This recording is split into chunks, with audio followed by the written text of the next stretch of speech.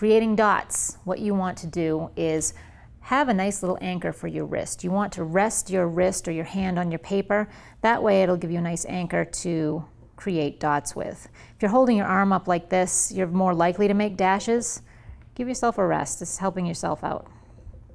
This first box is going to be somewhat light, so these dots will be far apart from one another. We're going for a nice light tone when viewed from a distance.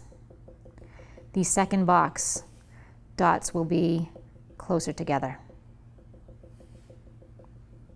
And as you get good at this, you can act like a machine and just dot them out. But as you're getting used to it, just make sure they are somewhat evenly spaced and you are not making dashes. It can get tedious. You are going to need to rest your wrist after doing this for a little while, but that's okay. It'll give you an opportunity to step back from your work and look at it.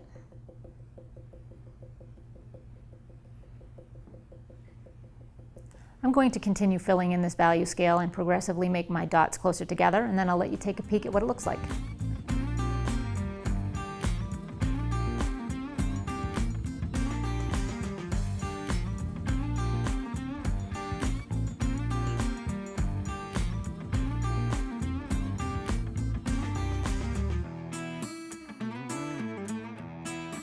You can see the range of values we can get from these two techniques.